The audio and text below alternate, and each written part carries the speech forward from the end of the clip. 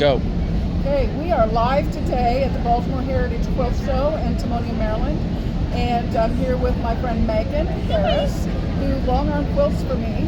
And we're going to talk about how to choose your fabric for stack and whack. This video is actually for my class coming up in June at the Mid-Appalachian Quilters, the Magic of Stack and Whack. This is one of my samples. This is a great half square triangle, 45-degree angle stack and whack quilt. The fabric that I use for that is what I have on the back is Southwest plates. It's a great quilt, and the fabric was much better, looks much better than I thought it would. So let's dive into what kinds of fabrics to use and what kind of fabrics not to use. Panels are a great option. You can buy border prints, which look like this. And you can see on here, you've got rows of sunflowers. They make for a good option. If you take a look at the border of the selvage on this, I think, hopefully, the selvage on this, it has some great information on here. The manufacturer is on here, all along the edge. And every time that this repeats, so if you look at your selvage edge, 2292 repeats here, it repeats there. That tells you what the repeat is on this fabric. So the repeat is really important because you're going to cut strips off of this and you're going to have the repeat. If you look at the print, you've got a butterfly here, here, and here. That's also a good indication of your repeat size. Another one, great fabric to use for this is this poppy border fabric. This also, flip it over, has the same on your border. This is Charisma by Northcott Fabrics. So Charisma here starts here, but also take a look at this border here. Your repeat is marked right here with these little arrows. So some fabric companies will do that. There's an arrow here, there's an arrow here. That tells you where the repeat starts and ends. Now, these fabrics came from Michaels. And this is a great fabric for doing stack and whack. A very bold print.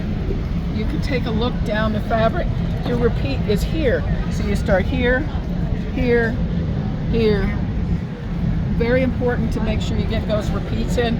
You need 8 repeats. So on a fabric like this, you're probably going to need 6 yards. Depending on how you need 8 repeats. So you're only going to use half of it. The other half you're going to use for border on your quilt when it's finished. This is another one that I bought also at Michaels. These were only $5.99 a yard at Michaels, but the big bold print is really fantastic. Same manufacturer as the other, Fabric Traditions. Your repeat starts here and then here.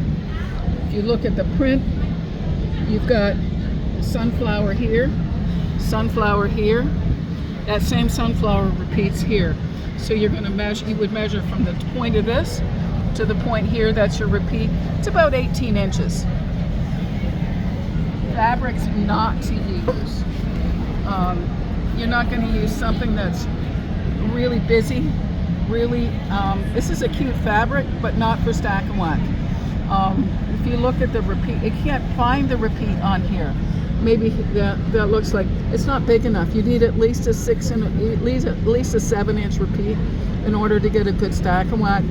This isn't 6.5. This is about a 5-inch repeat. It's not going to work. Attention, everybody. Can I have a Leslie Brooks come over to the quilt raffle area? Can I have a Leslie Brooks come over to the quilt raffle area? This fabric is also not going to work. There's just not enough. The print, the design is so small that you're not going to get a good movement in your block. Another one that isn't really a good choice. Even though butterflies often make a really good choice in terms of a movement, but this is a good example of Take a look at your border here. All these little dots are giving you the color options for this particular fabric. So if you're going to match your fabric, let's take this off of here. I chose this to be the background fabric for this quilt. I think it's a really good choice. It makes for a really good choice. And look at that.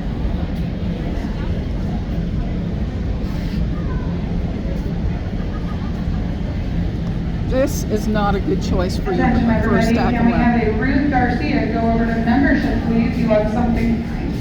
Ruth Garcia, please go over to membership. You left something behind.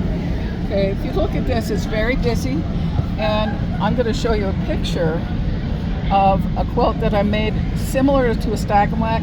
Just there's nowhere for the eye to rest, and it's just one really big busy piece, and it's not a good example of something you're going to use for stack and whack. Another fabric that is not a good, I actually made this in a stack and whack, also very busy and really bright and bold. And once I lay this out, I think it's not going to be a good choice because there's just too much going on in the quilt. You want to get a nice repeat. This makes a nice stack and whack.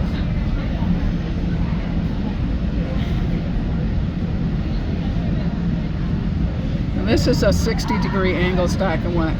Really pretty. So look forward to seeing you all in June, the first weekend in June, June 5th.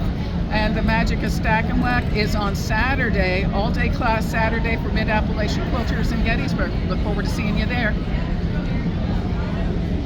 Yep.